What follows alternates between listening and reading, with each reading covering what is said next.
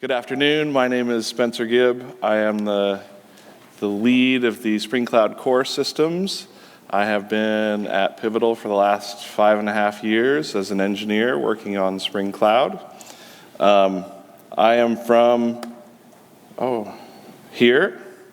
So this was near my home a few days ago, so snowing and cold. So just like here, right? Well, not snowing yet. Today we'll be talking about Spring Cloud Gateway, and I hope you enjoy. So first, a little bit of history. As we move to microservices from monoliths, there were some issues that we had to overcome because of this particular architecture. So there could be network reliability problems. There could be all sorts of things that could happen in distributed systems that we needed to overcome. So the mapping of clients to back-end services was difficult. Instances might drop out, they might come back up, and how would the clients have to know to overcome each one of these problems individually? So you put an API gateway or a proxy in between the clients and the services. And this is a place where you can handle routing and reliability and canarying and other things to overcome these distributed systems problems. So Spring Cloud Gateway is cloud native, but what does that mean? So it's independently deployable. Gateway is just a Spring Boot application, right? There are many tutorials on the internet where you can find how to deploy to your favorite platform, whether that's Pivotal platform or Kubernetes or whatever the case may be. Knowing Spring Boot is a marketable skill, right? So Gateway is just a boot application. Spring Cloud Gateway integrates with other Spring Cloud components, one of them being service discovery, a service registry. So, for example, Netflix Eureka, Console from HashiCorp, Apache Zookeeper, or platforms such as Kubernetes or Pivotal Cloud Foundry. And what you can do is you can enable Gateway to automatically create routes for the services that are registered. So with minimal configuration, you can have a fully functioning API gateway that automatically integrates with these systems. It also integrates with distributed configuration stores. So one of the tenets of a cloud-native application is that you don't store the configuration with the app. It comes from some external source. And so we integrate with our own config server and also external configuration sources such as Console, again, from HashiCorp, Zookeeper, Vault. Let's see. Also with things like config maps in Kubernetes, so you can configure your applications and have them reload their properties if needed in an easy-to-do manner. So here's an example of the configuration of one route in Spring Cloud Gateway. And I'll talk about what some of these things mean here in a little bit, but this gives you an idea of each route you can configure separately. You can add predicates, and I'll talk about what those are to match routes, and then filters to modify requests and responses. So Spring Cloud Gateway supports fault tolerance. It supports circuit breakers by default, such as Hystrix. We are adding support for other circuit breakers in the next release, such as Resilience for J or Sentinel from Alibaba. It also supports retrying failed requests, so that if the instance that you tried to make a request to was down, you can retry and go to another instance. So teams love Spring Cloud Gateway for the integration with your existing systems and tools. So Gateway is built on top of Project Reactor, right, which you heard about from Mark earlier today, Spring Framework, and Spring Boot. So as Mark talked about, Reactor is our reactive streams implementation, right? There's a lot of industry acceptance, lots of tools, other tools out there that aren't necessarily part of the Spring ecosystem have integrations with Reactor. Netty is the default runtime that we use and we integrate with in Spring Cloud Gateway. Netty is an event loop-based architecture similar to Node.js. If you've used Node.js before, you're familiar with this pattern, and Mark talked a little bit about that as well. So in an event loop, a request will come in and get queued, and as the event loop picks that up, it'll eventually make a request downstream. The response will be put on a queue, and again picked up by the event loop. So Reactor allows you to do more with your existing hardware, right? As long as your application is I/O bound and not CPU bound, Reactor will take advantage of your hardware in an efficient manner.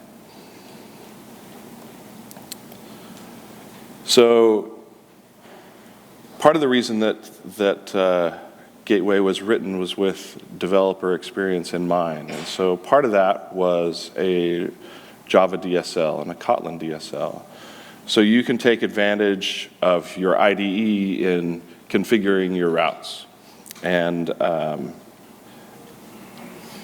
it allows you to introspect and to understand what predicates and routes are available to you. And also, if you like Kotlin, we have that DSL, so you have a little bit more idiomatic Kotlin. So here's what some route configuration in Java looks like. We'll not get into these details, as I'll go through that when I get to the demo. But you can see up at the top the path or host, right? So if you're doing YAML configuration, the predicates are all ANDed together, logical AND. And in this case, if you want to do more than just AND predicates, you can do that with the DSL, right? I didn't want to do any actual programming in YAML. We have any YAML developers out there? So you can do that in Java. You can also do it in Kotlin. Looks a little cleaner with Kotlin's DSL syntax. So there's first-class support through all of the Spring projects from Spring Framework and Spring Boot into Spring Cloud for Kotlin.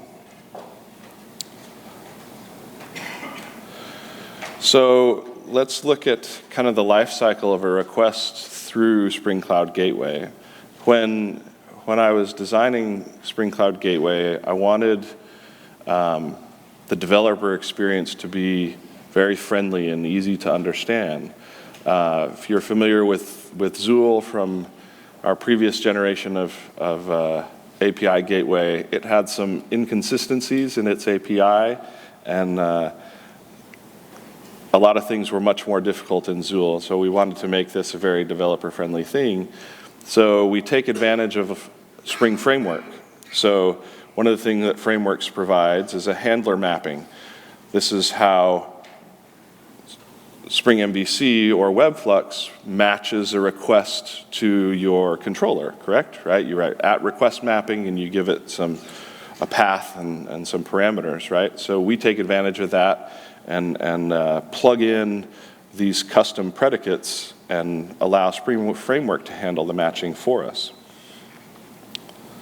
So the kind of predicates that you can have are basically anything on the request. So I showed path and host earlier, but you can match on the time of day or a date. You can match on HTTP method. You can match on headers or query parameters, really anything. And most of those support regular expressions or pattern matching in the path and the host. You can also read the body, but there's a caveat to reading the body in a predicate, right? Once you read the body has to go all into memory, and now your gateway is constrained by memory, and it's lost some of its efficiency, right? People asked for it, we gave them to them, but you can definitely encounter some issues if you read the body and the predicate. So once we've matched a route, all right, here's our route. Now we're going to apply filters to the route, and they're specific to the route. And these, the kind of things that happen before the request is sent, you can add or remove or modify headers, which is very useful for things like security, right? Because lots of security bits are transported along HTTP headers. You can change the path. Our number one request for our Zuul gateway was modifying the path, right? So if you ever used mod rewrite in Apache, this is for you, and I'll show a little demo of that in a bit. Cookies, Hystrix, this is the, I need to update this slide and just say circuit breaker right there now because we support more than Hystrix. And again, if you really want at this stage, you can modify the body, but again, with the caveat that you will now be memory constrained, right? Now you're starting to do some serious I/O here.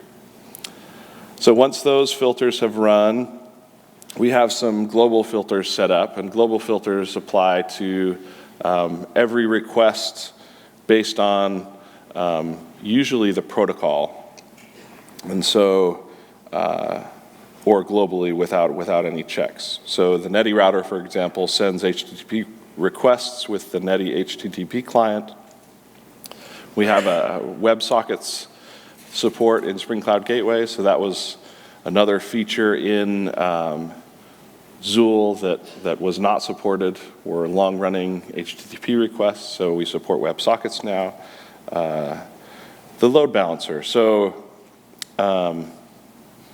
if you want to do load balancing across instances that are loaded with service registry, for example, you can set up a special URL, and I'll show you that in a little bit, but basically it says load balance across this service, and it will choose an instance for you and rewrite the URL. And then also we have metrics.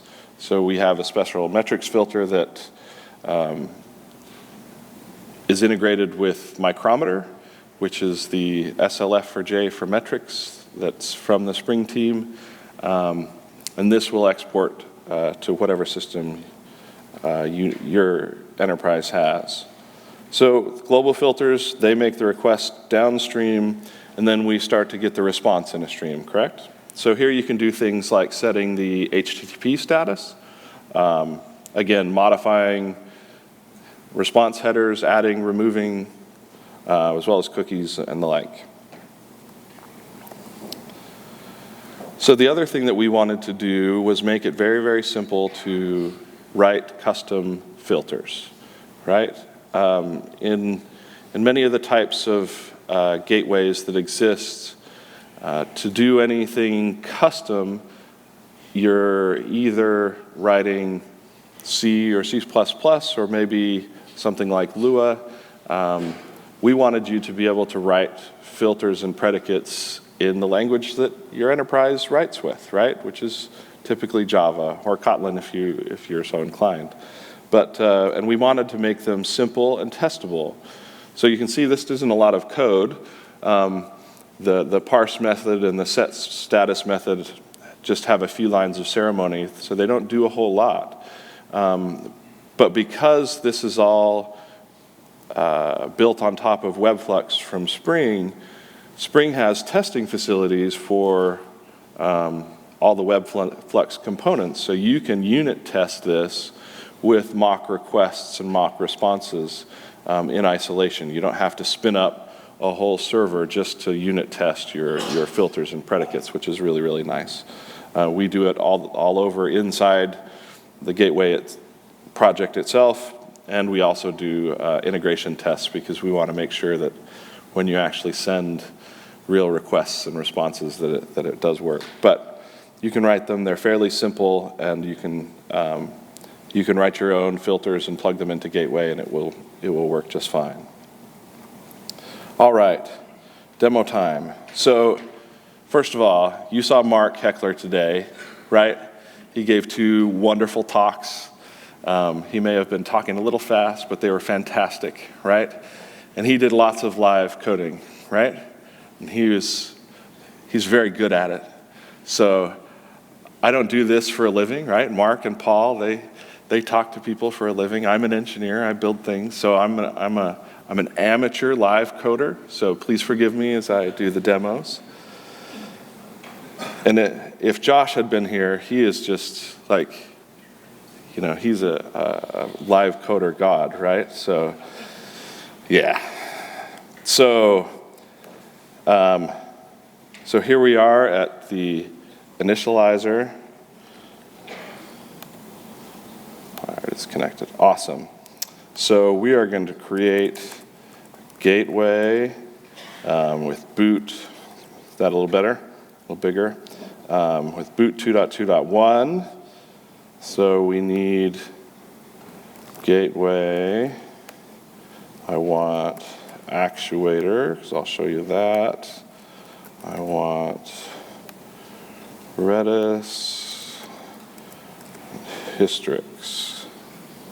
So did Mark, this is Josh's second favorite place on the internet, right? Did he say this, right? And if your children are, restless, you go to start.spring.io, or if you have indigestion, right? I have 4 children, so I'm here quite often. Anyway, bad joke. All right, so let's see if we can generate a project here. Perfect. Here's our gateway.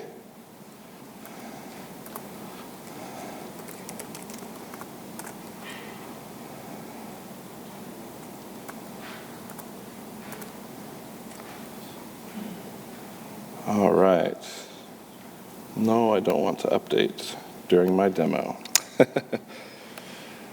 So here is the POM that was generated.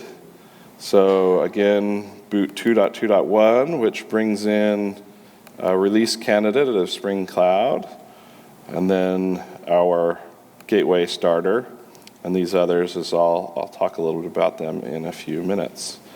So let's open our application. Again, it's a normal, try and emphasize this during this talk, it's a Spring Boot app, right? It's just a Spring Boot application. So we're going to show the Java DSL today. We return a route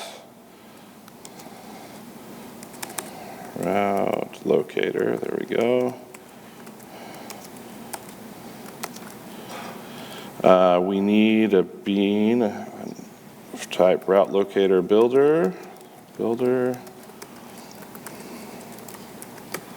routes build. Okay, so we've successfully created a gateway that does absolutely nothing. So we need some routes defined, and I'll show you a few of the things that we talked about earlier.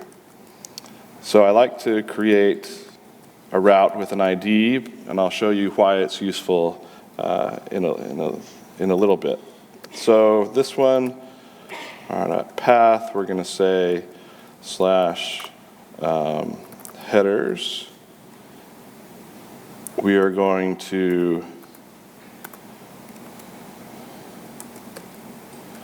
create some filters.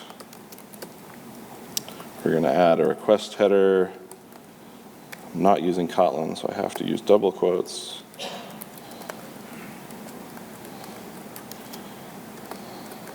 Whoa. All right, so one of the things that we have to do when we configure a route is tell it where it's going, right? So I'm going to tell you about 2 tools today. If you learn nothing else, you'll learn about 2 new tools. The first is httpbin.org. Wonderful website. You can send it requests, and it will send you back what you requested. And it has all sorts of different functions. For example, all the HTTP methods, cookies, images, redirects. Very, very handy. So we are going to send our request to httpbin.org. Okay? So let's go ahead and run this guy.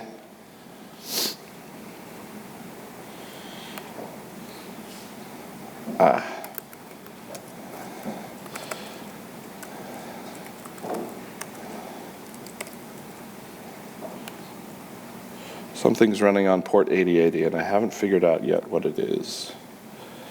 So here we can see we're running on Netty on port 9080. So the other tool, and I think Mark may have used it, but I don't know if he introduced it. So do you all know curl? The Unix command curl, right? Everybody should. I've been programming for 20 plus years, and I still have to man curl or look up the documentation almost every day, and I don't like that. So I found a tool. It's called HTTPy. I call it curl for humans. So that's us, not machines. So that's the command line tool I'll be showing, and I think Mark used this, so you've seen it a little bit. But 2 tools if you've learned nothing else today. So HTTPy, HTTP, localhost, 9080, right? Except if you don't have this, HTTPy assumes that it's HTTP. If you don't have this, it also assumes localhost, right? So if I hit this, I get a 404, right? Because nothing matched. I was looking for headers, right? So if I go headers, then we see beautiful, formatted, color-coded JSON. It's beautiful, right? There you go, new tool. So here you can see our filter. We added that to our requests, okay? All right, back to IntelliJ we go. I'll go ahead and show by host.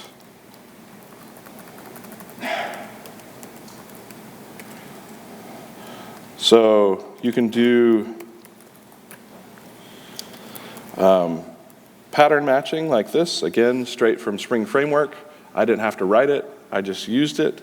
But also what comes from Spring Framework is the ability to have a named match, right? You do this in your path parameters. Well, we just, you can do this actually in the path one as well, but I'll do it just to show in the host here. So then you can come back down here and use that substitution in your header, okay? So go ahead and restart. Now, if I had done this with YAML, I could actually hit an Actuator endpoint that said refresh, and you wouldn't have to restart the gateway. It would just reload your routes, and you could keep going. But because I'm using Java, I have to restart. So, back to our, so let's see. If I do /get 404, because I don't match that path. The other thing that HTTPy does, if you need to send a header, which are key value pairs separated by a colon, you just pass it just like that. So really? What did I do wrong?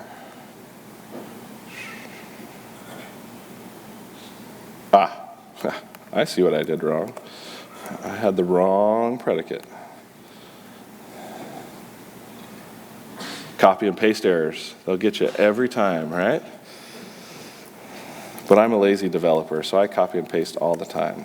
All right, so that worked. There we go. And you can see the bit of dynamic value here, which is useful.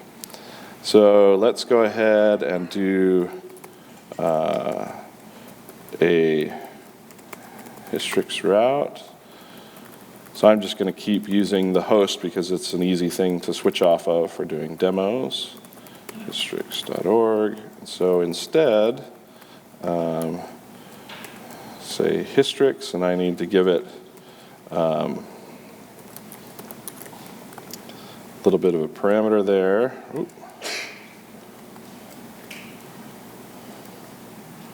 Why is it complaining? Oh.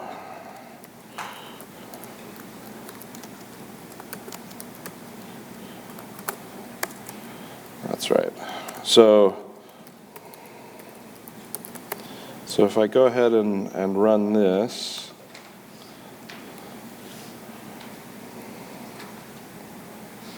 so one of the things that a circuit breaker does is have a default timeout so that if your downstream request takes too long, it will just stop and give you an error. And we have configured, so one of the, so here we are, hystrix.org.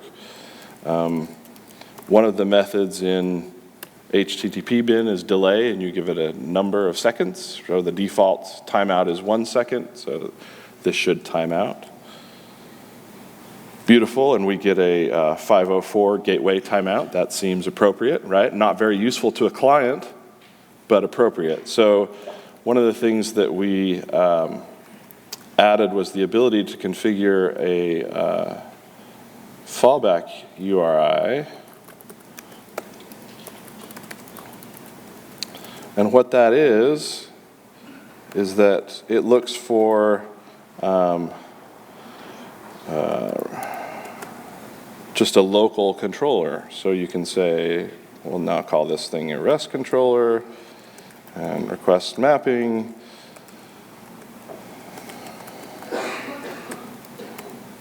What did we call it? My fallback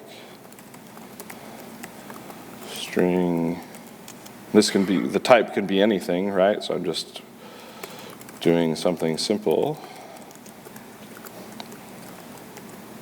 Oh, no, I don't want to upgrade Ubuntu.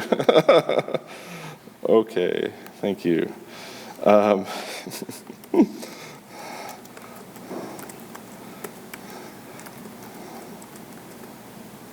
right, so now if we restart,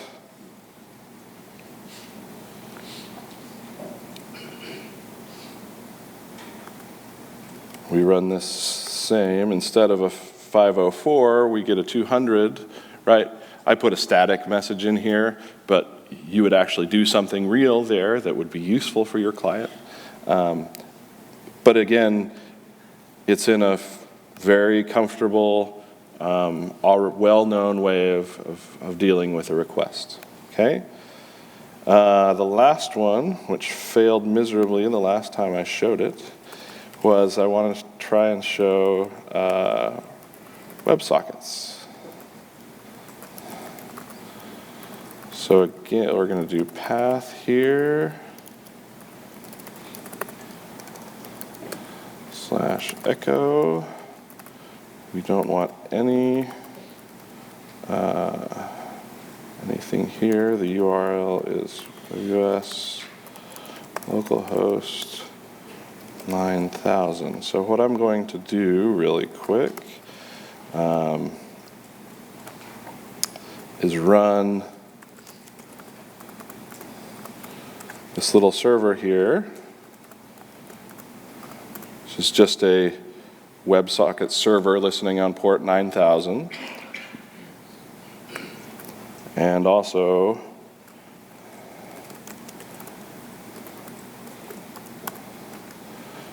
connect to the gateway, but now it's a WebSocket connection. So WS client, and it's on port 9080, right? 404, oh. /echo. Port 9080, WebSockets pattern / echo. Did I restart? I thought I did.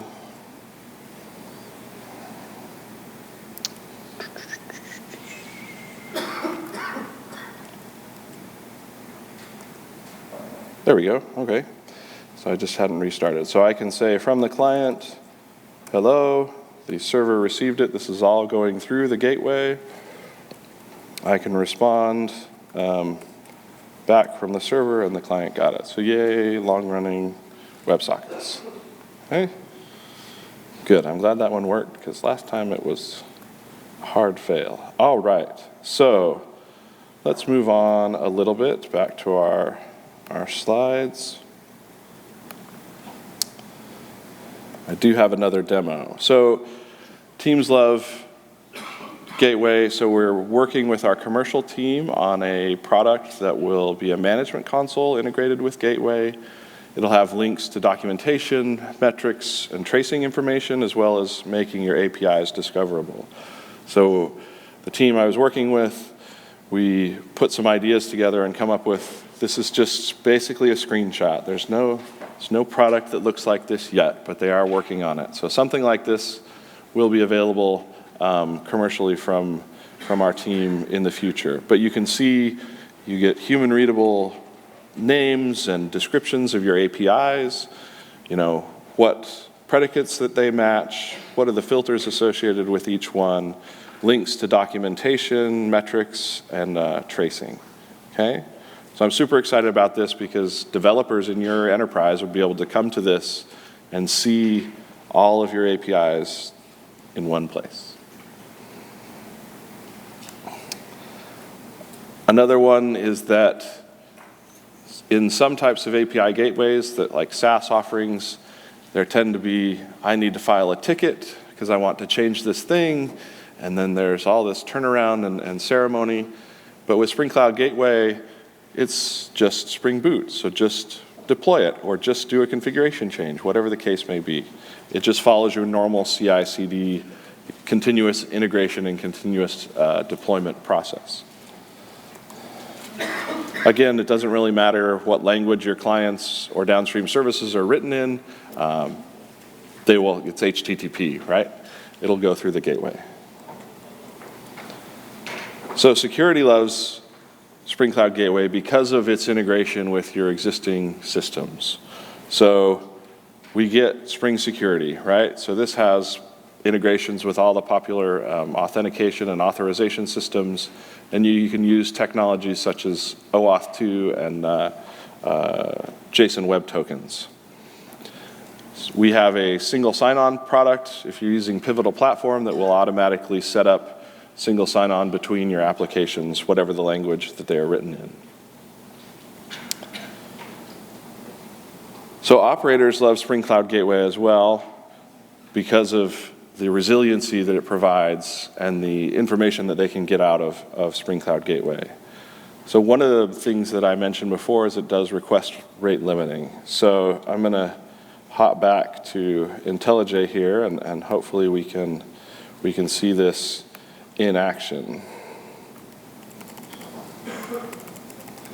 So one more route.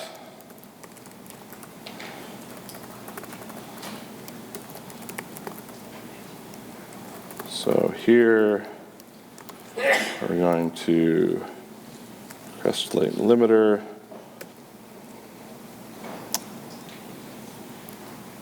So I'm not a super Rive coder, so if you saw how quickly I typed all of that out. But basically, if you're familiar with a company called Stripe, they're an API payments company out of the United States, and they talked about how they do request rate limiting, and we decided to incorporate their method into Spring Cloud Gateway. And it uses the token bucket algorithm.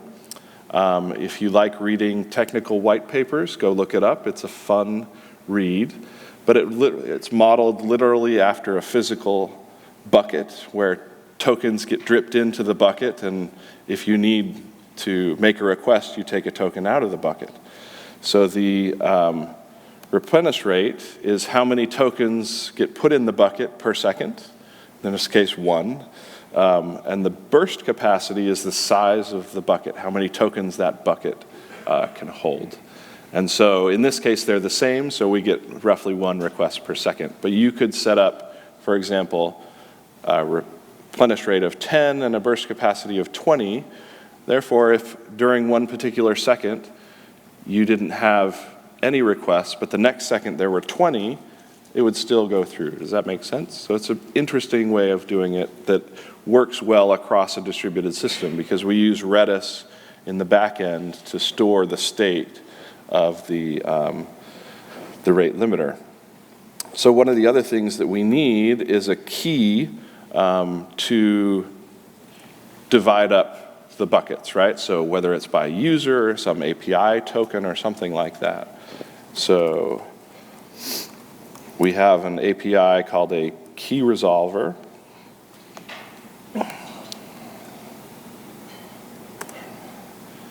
And its job is to, from the request, to get something that we can use in Redis. And in this case, we're just going to use a header. By default, this is a principal name key resolver. So if you use Spring Security and are logged in, your principal name will be the default key. So let's go ahead and restart this guy.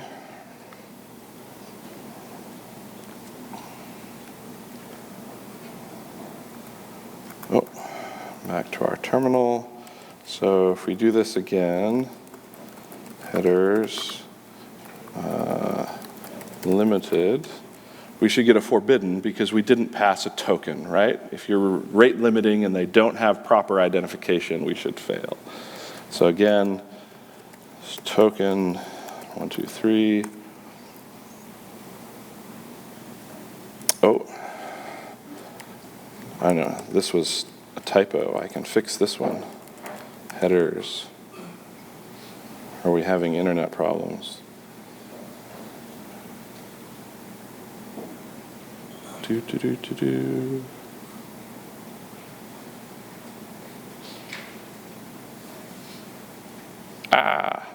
think the internet's not working. Oh no, it's working fine. All right. Man, I just can't get this demo to work. Oh, there's 503. .org. All right. Well, anyway, if this would have worked, you would have watched, and I would have set up a little loop to see that 429, too many requests, happened. All right. Anyway, there we go. It works, I promise. The other thing that it has is customized Actuator endpoints. So before I said it's useful to put an ID in your route definitions, and the reason is the Actuator endpoint. So here we go, routes. For this to work, I need to set Actuator to use to expose it, right? So set this property. I'm just doing star, which is probably not wise for production, but for a demo, it is just fine.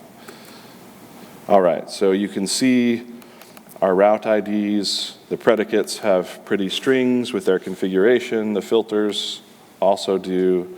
And so you can look at this, and this is some of the information that is being used in that management console will come from this Actuator endpoint, okay?